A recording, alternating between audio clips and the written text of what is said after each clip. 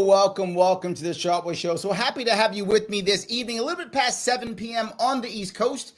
And tonight I am talking about something that a lot of people either don't know or do know and are really passionate about, pro or against. It's a big deal that people are talking about, but I think recent years, particularly in the last 2 or 3, has come to the forefront more than anything else, which is the idea of qualified immunity, the idea of ending qualified immunity, which people have been talking about for a long time, but I think it's really been popping up to the surface recently. And a second piece that's interesting here, the tactic in tackling it is now the idea of a ballot initiative, which in many states can't even be done, or if it can be done, it's done in a very kind of backward way. But I have someone with me who is dealing with that issue that we talked about, trying to end qualified immunity and doing it via ballot access in Ohio. I have with me the chair of, see if I get it right, the Ohio Coalition to End Qualified Immunity, the woman herself, Cynthia Brown. How are you? I'm fine, thanks. How are you, Larry? I'm doing great. It looks like you have someone with you, a special guest. Who would that person be? Yes, my special guest is our executive director, as well as our campaign manager for protecting Ohioans' constitutional rights, Mr. Kyle Pierce, right here. Hey, how are you? Good. How are you doing? I'm happy. I get 2 for 1 tonight. Benefit for me. I love it. That's awesome. That's awesome. So I guess one of the bigger questions that a lot of people who are watching now, they kind of get what qualified immunity is. That's why they tuned in, right? But there are also a lot of people who are going to watch this later and who are tuning in now who aren't sure what this means. And so can you help me out by kind of give me a thumbnail? What is this qualified immunity thing? Go ahead, explain, Kyle. So qualified immunity is basically a legal doctrine created by the Supreme Court. It makes it so that in civil cases, when someone tries to sue an individual government employee when they violate someone's constitutional rights, that they automatically get this qualified immunity. And you have to prove that there is a prior case in which the facts are almost exactly the same as the case you're trying to bring, in which someone has won that case against the government for you to even be able to proceed with a case. This is only for civil? Yes, only civil cases. Does not apply to criminal cases. But does this affect criminal? In other words, and what I mean by that is there is still, even though there may not be a specific law, there still is kind of a world, that an environment that people think of, right? And they think, well, qualified immunity, it means I probably don't want to bring a criminal case either. Does that happen, or is that just my mind? So qualified immunity itself does not apply to any criminal proceeding. However, things brought out in discovery during these civil cases can lead to probable cause for opening a criminal case against the government. Oh, I got it. So somebody might want to bring a civil case, even if they can't win it, in an attempt to make a criminal case. That could be one way. Oh, look at that. Okay, I learned something new today. Thank you. You guys are great. I love that. All right. But now the qualified immunity piece, I think a lot of people think that it's only about cops, and that qualified immunity is, let's get the cops, let's punish the cops, is what I think most people who are against it think of that. But it's not just cops. It's all government employees, isn't it? Government, yes, and public servants, including law enforcement. Our ballot initiative addresses all government officials. We use the language from New Mexico and Nevada because they are states that have ended qualified immunity for all government officials, including law enforcement and correctional officers. When did they do that? New Mexico did it in their General Assembly in 2021. And Nevada just did theirs December through their Supreme. New Mexico did it in 2021. I'm assuming New Mexico has exploded into violence and death and destruction. No, they have not. No. No, wait a minute. That's impossible. No, I mean, cops are actually de-escalating the situation by not using lethal force as the first option when they encounter, people in the communities. They're not guns out and, I would have thought that now all of a sudden it's mayhem and chaos. I can't believe it. Wait a minute. That's crazy. Okay, it's like well, they that's have something. rebuilt the Okay. communities between, law enforcement. There's trust there. Because before, people were afraid of the cops if they come into, certain communities of color. They know the outcome. But we have to think, the cops are not the bad guys. I lost a nephew, with police violence, and my other nephew is in law enforcement. So we know what it's like on both sides. This is why I know the feeling.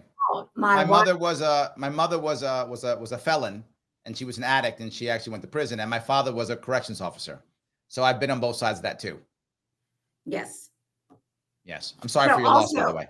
Also, Colorado was the first state to end it in 2020, and in New York City, where you're from, the city council did it in 2021, where they're going to hold, law enforcement accountable, and they violate our civil liberties, individual rights. So. Yeah, but New York City is a disaster, so we don't want to talk about that. But still, the city council did. Yes, absolutely. Yeah. So, but I want to go one step further, though. I want to stay on this for a couple seconds, if I could. We're even talking about prosecutors. We're talking about administrators in universities, public universities. We're talking about judges. I mean, we're talking about a lot of people. It makes me feel like the establishment not going to be happy with you if you do this. Am I wrong? No, you're absolutely right. We've already experienced attacks from the establishment. Frank LaRose, who is the current Ohio Secretary of State, has come out and directly attacked us as being against police officers, as being a progressive, far left organization. Dare you be progressive? Oh my God!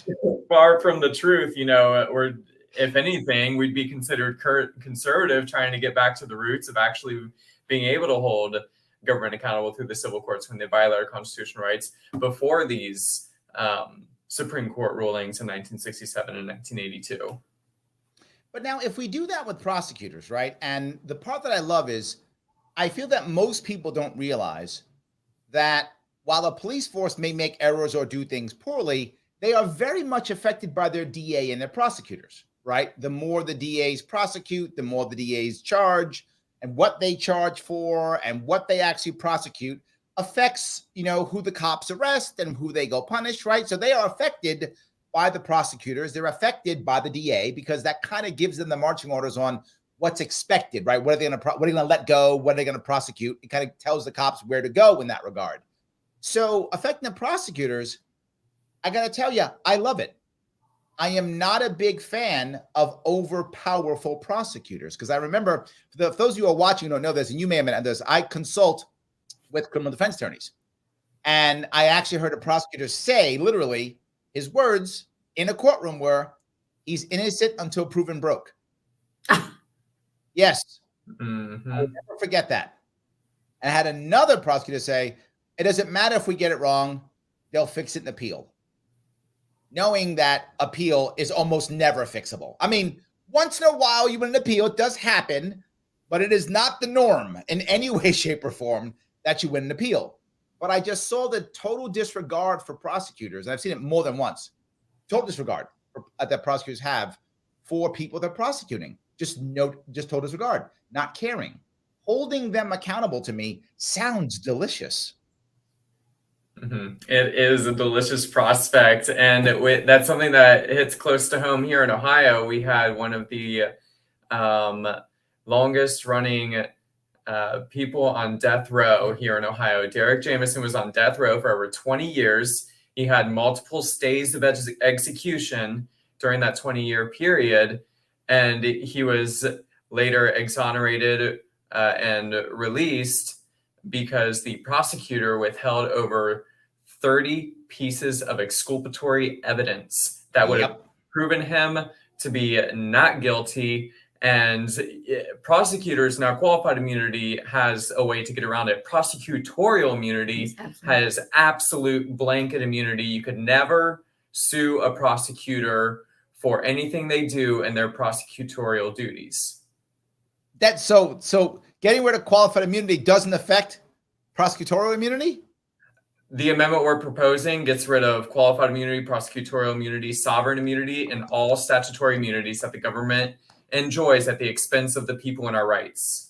I am going to so make sure everyone copies that. Thank you so much. That is amazing. I love the idea, but let me go to a fear I think people are going to have, right? And that is, if we do this, it's going to open up a floodgate and everybody's going to sue everybody, and the lawyers are going to have a field day, and the trial lawyers are going to, New York State's got a lot of trial lawyers, and I mean a lot of trial lawyers, and they're going to be going through and they're going to be suing everybody, and the city and the state is going to have to pay billions of dollars. And when the city and state pays all these billions of dollars, all that money is going to come from the least powerful people's budgets, right? So whoever is the weakest in our society, they are going to lose the money from their budgets. You must hear that fear, I assume, correct?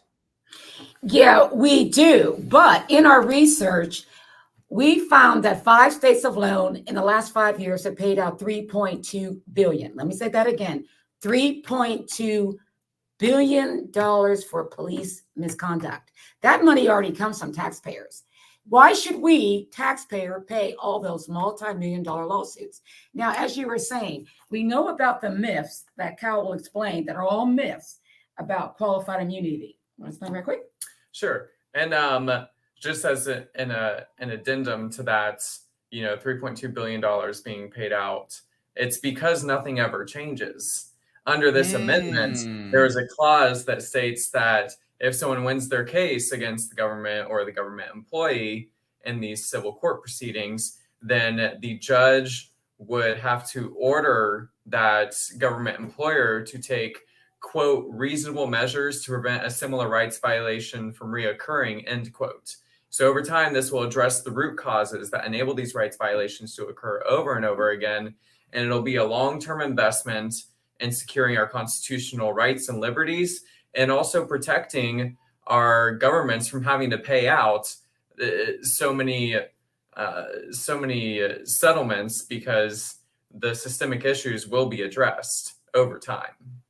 But I guess the worry is, right, look, as a libertarian, I don't trust government in general, right? So the judge is going to say, okay, you need to fix this. And they go, yeah, whatever. It's not my money. It's taxpayer money. I'm not going to fix it. I don't care.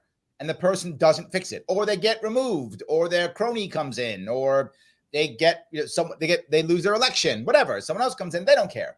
How do we know this will actually make change? How do we know this? And then just ignore it and say, we don't care. The judge would give a specific order of a specific thing to change. It wouldn't be left up to the employer to decide what those reasonable measures are. And if they decline to comply with those judge orders, they're now in contempt of court. Got it. Okay. Now I'm clear now. Thank you. That cleared that up. So there actually is a punishment. The person can't just really blow it off unless they want to be back in front of that judge facing contempt charges. Exactly. Got it. Okay. Thank you. That's clear. I feel better already. Great. Okay, good. I like that. So with that in mind, have we seen then in New Mexico or Colorado a rash of billions of dollars in lawsuits? Did that happen? Was there an initial push with a bunch of lawsuits? We haven't seen that happen. It doesn't, from what limited data that's available, this has only been going on for a year and a half, 2 years, when it comes to Colorado, to where that data is available. We haven't seen any rash of lawsuits against the government, any higher than normal payouts from these governments. You'd have to find a lawyer who thinks a case is worthy of being taken to court.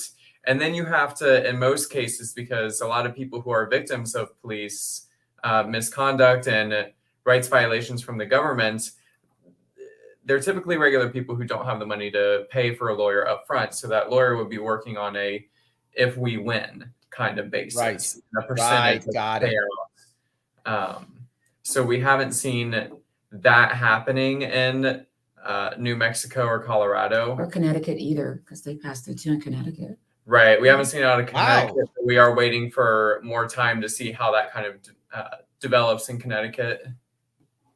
So I feel like these fears aren't coming to fruition at all. I think it's you're telling me that it actually, you were seeing we're seeing not a short-term, all of a sudden, rush into lawsuits.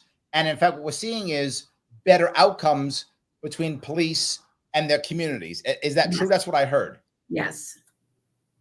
That's amazing. Okay. So let me go to another piece I would assume people will be upset about is the idea that, wait a minute, now that you're doing this, you're fighting the police unions, right? Because the unions want to create a Bill of Rights for their officers, right? As any union would want to do. A union want to support the workers.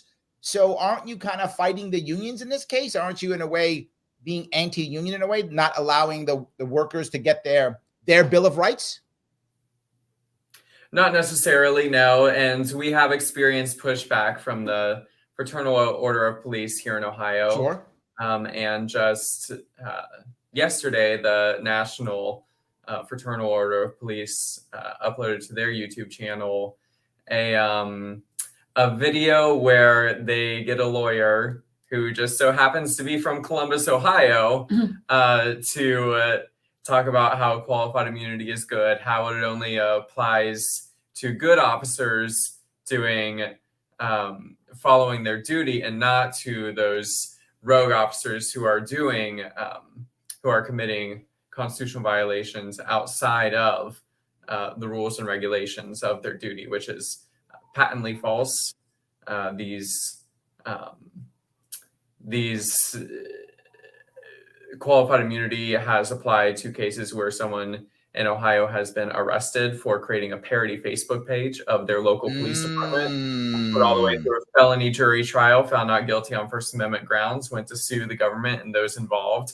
They were granted qualified immunity and by the Sixth Circuit Court of Appeals, and the Supreme Court declined to hear that case. So that ruling will always stand, and they'll never get restitution for the day of work they missed while in jail and sure the time they spent in that full felony jury trial.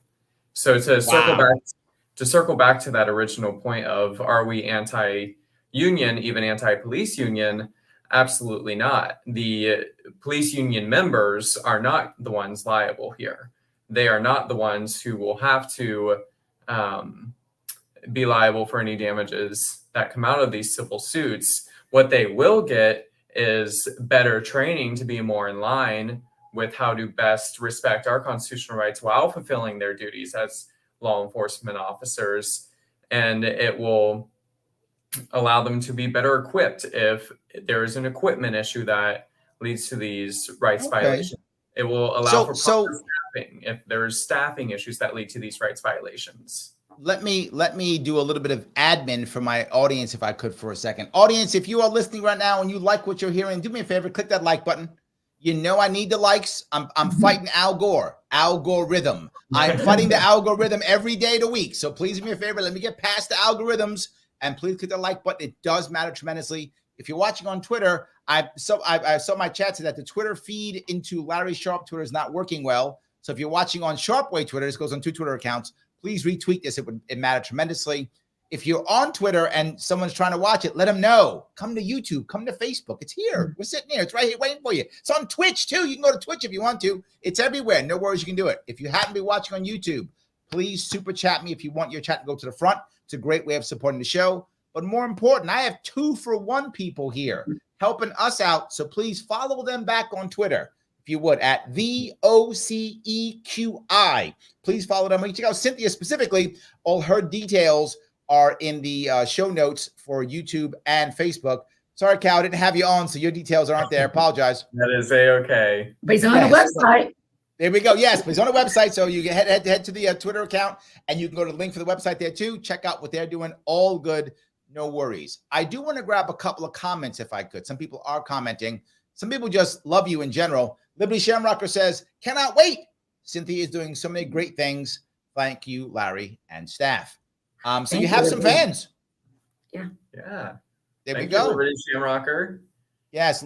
Josh says, we in Ohio appreciate all that Cynthia and OCTEQI have been doing. So they're watching you. You got fans. All right. There's libertarians. So it's Josh. Nate says that prosecutor needs to go to prison for that. I agree. The prosecutor who kept that person away. Do you know what happened to that prosecutor, by the way? Nothing. They are retired and living their best life now. Oh, you just made Nate mad. Nate is even madder now. Right. Nate's even madder now. Yes. With these criminal charges, you have to get a prosecutor that's willing to prosecute their predecessor, which is not always an easy task to get them to do. There we go. It sets the precedent for if they participate in misconduct, then they might be prosecuted by the person who follows them. Legacy Zach has a very important opinion. His opinion is all prosecutors are criminals. Well, there we go. That's an opinion. There's one. Okay. I kind of lean his way sometimes, so to be very full with you. I do lean towards that, but that's too far for me to go personally, but I do lean that way sometimes. Just saying. I get what he's talking about. I definitely do. So yes. But are you worried? Speaking of that, are you worried that they will try to trump up some charges on you and try to stop you that way? Is that a concern? No. No. Good. That's what I want to hear. I love that. Absolutely. So yes. Let's see here. Dave says, I sometimes wonder whether or not we should actually give the absolute immunity that the Republican Party was to give to police. Then when it blows up in their face, we'll say we warned you. I get the sentiment of that. However, the amount of people who would be punished and damaged by that to get to the point you're talking about, Dave, I'm not okay with that. Because you imagine if you gave anybody absolute immunity, anybody, imagine the damage that they would do. Even if there was a I told you so moment at the end of that damage, I think that could happen. But oh my God, the amount of damage that we would do. Mm-hmm. But I get his point. I mean, you can see how people are frustrated, can't you? Obviously, right? You can see they're frustrated. Oh, yeah. Yes. Absolutely. So Paula says, I'm in Cincinnati, Ohio, and there's a lot of support for law enforcement down here.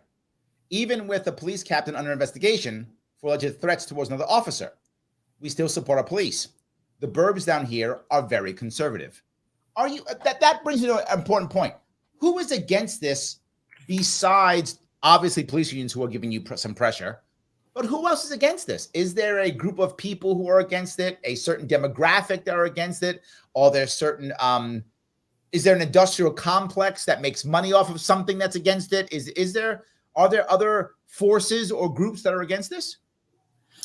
Well, the only person that has spoken out against us, like Kyle said, was Secretary of State Frank LaRose. Mm-hmm.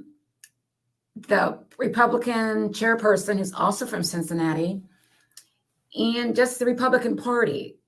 Okay. There's no other group, because in Ohio, you have the Patriots that agree that qualified immunity is unconstitutional, unethical, and un-American, as well as some MAGA people. You have them saying that since Trump got arrested, now they want to defund the FBI, yes, government, so you can't have it both ways. But those are their words now. Defund the FBI. So you got some special allies now. We do, absolutely. There we go. I like it. So is the Democratic Party then, if you're saying Republican Party is obviously against, is Democratic Party kind of neutral and saying nothing, or are they actively behind you, or some combination? Well, I will say this. The Democrats did have a bill in the General Assembly in 2022, but the Republicans control the State House, and they control what bills move throughout the General Assembly. Well, it died. It never got a hearing. So therefore, the Democrats are like, what is it? Out of 99, there's like 32. Yeah, they're pretty impotent in the state and the statewide in Ohio and the state General Assembly. The Republicans currently have a supermajority in the state House and the state Senate. They control every single executive office here in Ohio. That's governor, lieutenant governor, attorney general, secretary of state, state treasurer, state auditor. Anything you can. I know the feeling, except New York is Democrats, but exactly the same. I know the feeling. Yes, just reverse the color. That's my state. Yes, absolutely. Yes. Okay. So Democrats have at least tried. I'll give them that. That's good. They've tried something. Yes. There we go. I like this. So that goes to my next question. You're using a ballot initiative to make this work. New York State, while it officially does have ballot initiatives officially, but it's only if the assembly allows us to have it and they write it and they do everything. That's how New York State works, which is not really a citizen ballot initiative. It's just, I would like to not be responsible for my vote, so I'm going to put it out to the people instead.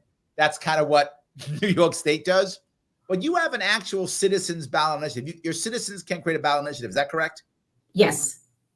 Why did you? I guess that's why you chose it, because if you went the route of making a law, you'd never get it through. So you chose to go ballot initiative. Do you think it's going to work this time? Or no, tell me. I'm sorry. I didn't mean to interrupt. Okay.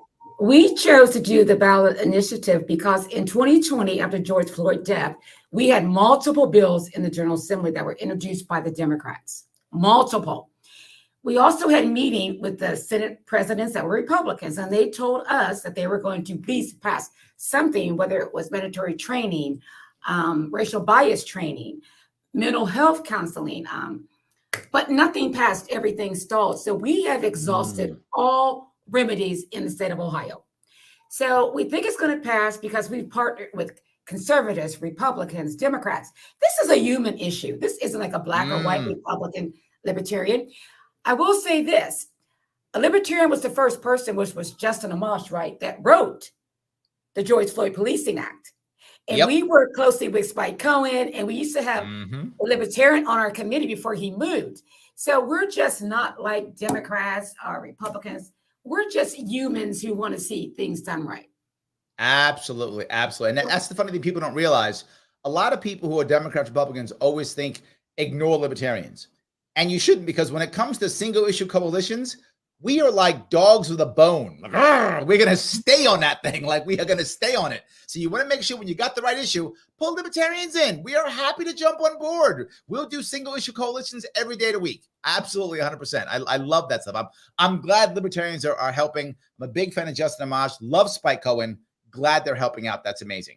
So you feel like this is going to work as a ballot initiative. Your gut says it's going to work. Yes. We're polling high. I can't see my readers. Yes, we've one of our coalition partners, Campaign Zero, conducted polling back in 2022, early 2022, about how we feel as Ohioans about qualified immunity and the what should be done when an officer violates someone's rights. 53% of us in this poll said that there should be no qualified immunity, that it should be removed from police officers. And that does sound good. Officers. That 71% of us in Ohio believe that when an officer violates someone's rights, the Department of Government should be held liable for those damages. 87% of us think that police should face consequences for violating a person's right while conducting police business. So this amendment that we're proposing, the Protecting Ohioans Constitutional Rights Amendment, is very much so in line with Ohio values, what we want here in Ohio. And it makes sense because it's an Ohio organization, very much so representative of a broad spectrum of Ohioans. Absolutely. That makes sense. I have a super chat here. Roger Meadows says, thank you for the $5, Roger. Nina usually has a lot to say about progressive issues. Is she being vocal about this? Is she backing your efforts? Which Nina are we talking about? Do we know the Nina he's talking about? Yeah, she's from Cleveland. She ran for state office, federal office last year.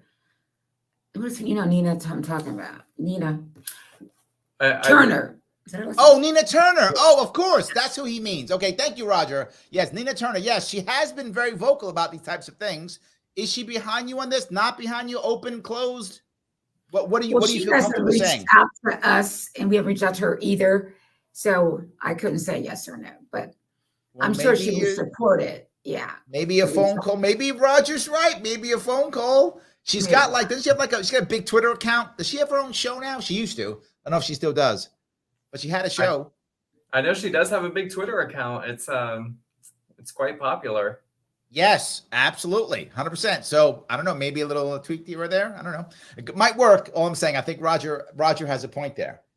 But I guess the other piece I want to bring up here is, assuming that this works, what's next? What else are you doing? There are people here who love you and are saying, you do so many great things. So let's assume that this works. If it's 2024, right? This is for next year, correct? Yes. It works. You done? You going back to you gonna go hang out on the beach someplace? You gonna retire to Florida or what? What's gonna happen next? Well, we would like to replace qualified immunity with professional mandatory insurance. We feel that law enforcement officers should.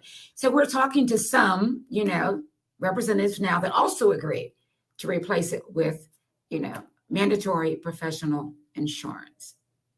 I got it. I like the idea. I talk about all the time, the idea of liability. Doctors have it. Lawyers have it. I'm a consultant. I have it, right? I have professional, it's called E&O insurance, errors and omissions, right?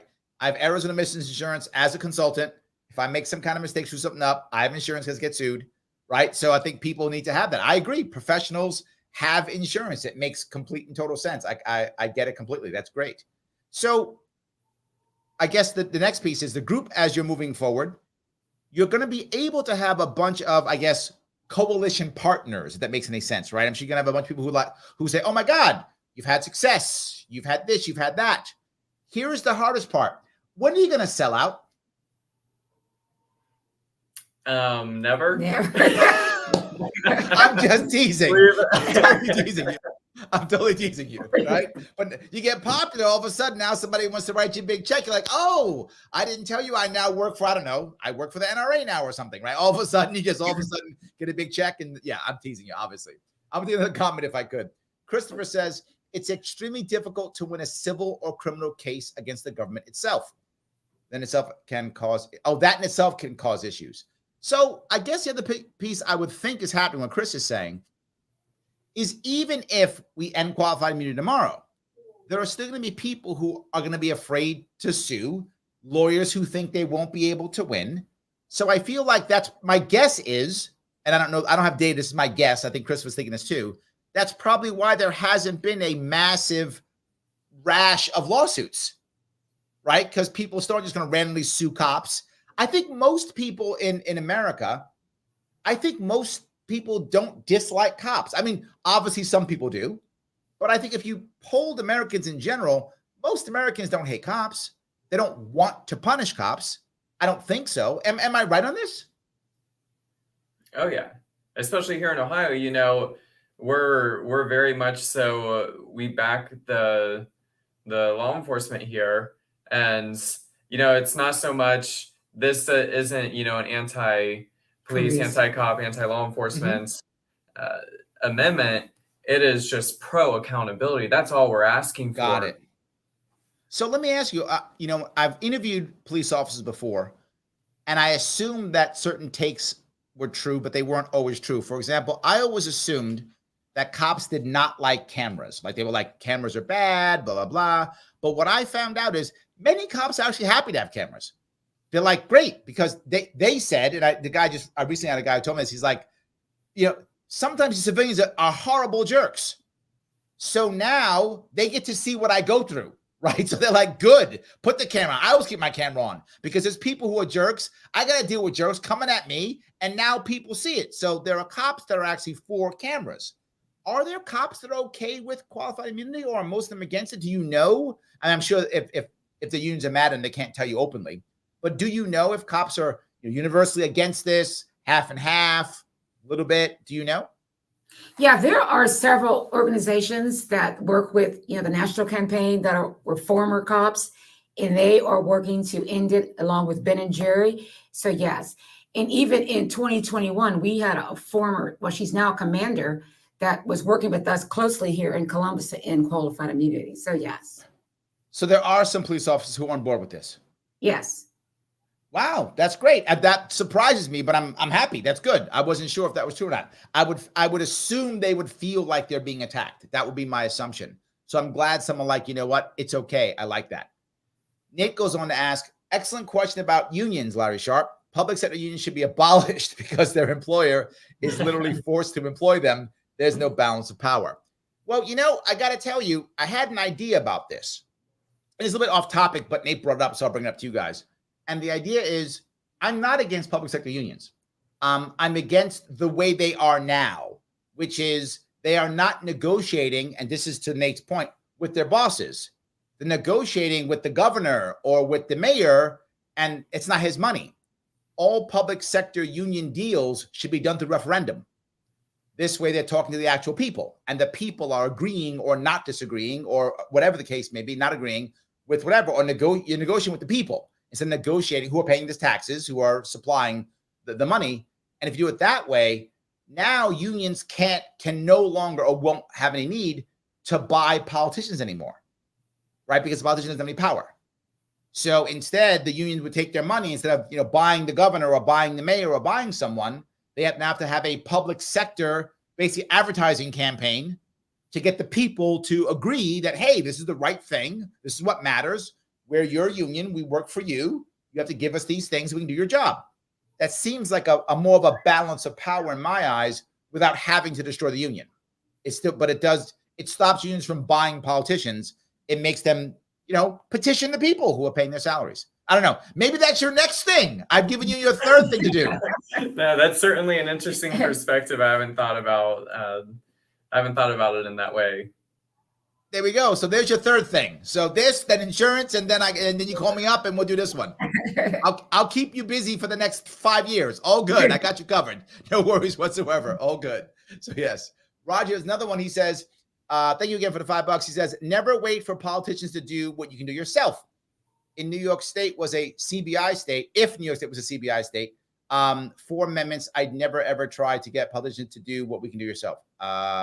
State 4 amendments. Oh, okay. He means Citizens Ballot Initiative State 4 amendments. Yes. Okay. That's what he's saying. I'm a big fan, to be forward. Most people don't know that most states don't have citizens ballot initiatives, right? It's not in every state.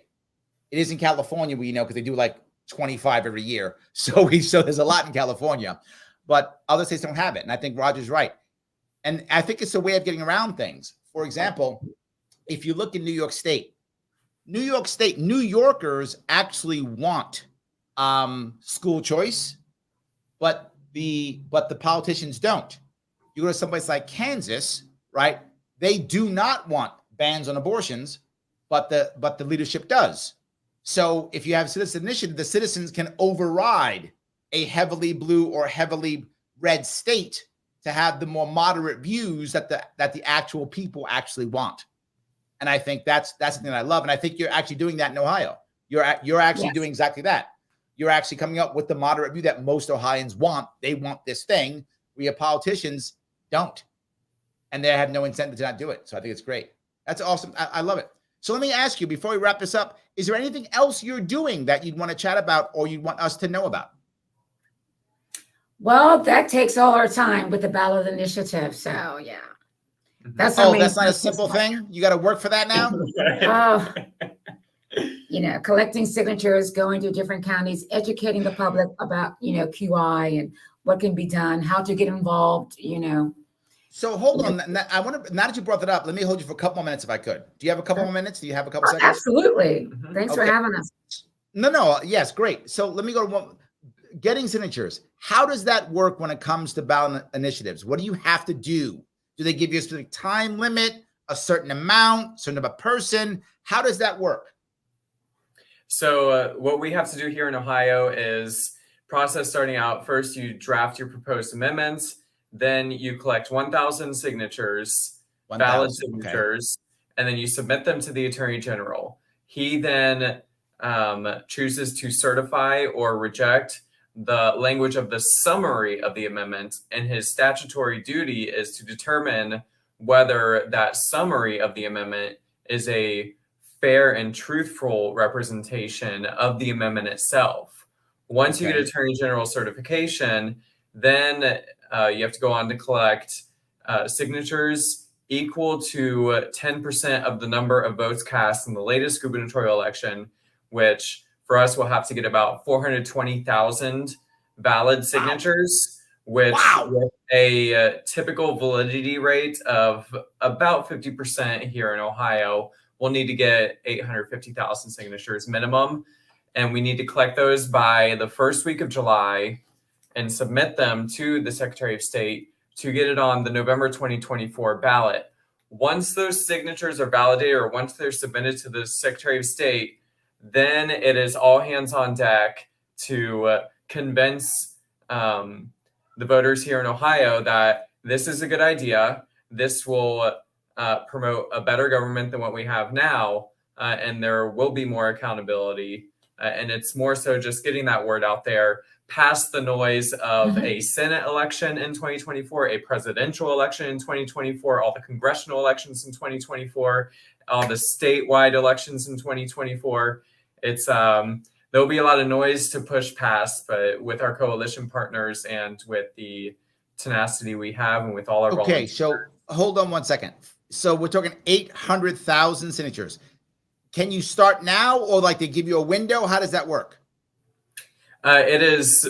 There is no time window. I know. Oh, good. Okay, good. New York has pretty restrictive time windows on signature collection. I remember Correct. watching your latest run for governor, and yes, you guys have what? You have to collect signatures in the coldest months of the year. 6 weeks during a time when there's still snowstorms in New York State. That is correct. Yes, 6 weeks. That's all you get. Yes, that is correct. It is insane. But yes, so wow. So do you feel comfortable telling me what your progress is right now on 800,000? We are currently in the stage of collecting the 1,000 signatures and submitting those to Attorney General Dave Yost. We have submitted 3 iterations of the amendment and summary language to the Attorney General. He has rejected each and every one. This latest rejection was very shaky. We have drafted new language, and we'll be collecting signatures throughout September to submit by the end of September. So by the first week of October, we should get that Attorney General certification. Then we'll have from the first week of October to the first week of July of 2024 to collect those 850,000 signatures. Wow, that's like 100,000 signatures a month. Yes. And it's not going to be just us working on this. Every single one of our coalition partners who we work on this, we have partnered with You Are the Power, Campaign to End Qualified Immunity, Campaign Zero. You're gonna need 3,000 signatures a day for 8 months straight. Yes, absolutely. Wow. Okay, if you do this, that's amazing. Yes, I will not bother you. I'll leave you alone until afterwards. It's fine. Yes, I'll totally leave you alone. And then once you get it, you're right. Now you got to convince people that it's the right thing. Yes. So now you got to start the campaign to get people to go, okay, now we did it. Now, hey, by the way, November, with everything else going on, don't forget to vote for this. That is going to be challenging. Wow. Okay, great. Okay, you've actually made me feel better about my campaign run. I actually feel better. Yeah, I actually feel better. Okay, I only had to get 2,000 a day for 6 weeks straight. So I guess it's not as bad. So there we go. But still insanely hard. I appreciate it. Wow. Well, guys, if you're watching this, we talk to my audience real fast, and you like it, do me a favor, click the like button. I know I asked you before, but I'm going to keep asking you because it does matter. You can do it. It does matter. Every single like counts. If you want to share this in the Facebook groups, please do so. If you can share it anyway, please do so. And do me one more favor. Follow these lovely people who have given us so much time and who are busting their rump to do this. Follow them on Twitter at the OCEQI on Twitter, or head over to the show notes. You can check out what they're doing there. Follow them, support them to the best of your ability. If you want to jump on board, you all know Spike, he's on board. So jump on You Are the Power, help him there, whatever. Help out to the best of your ability to make this work. It will be great. I want to say thank you to everybody who was watching. Thank you guys for coming on today. I appreciate it. Thanks for having us. Yes, we appreciate thank you very much. Yes, everybody who was watching, I appreciate it. I will see you all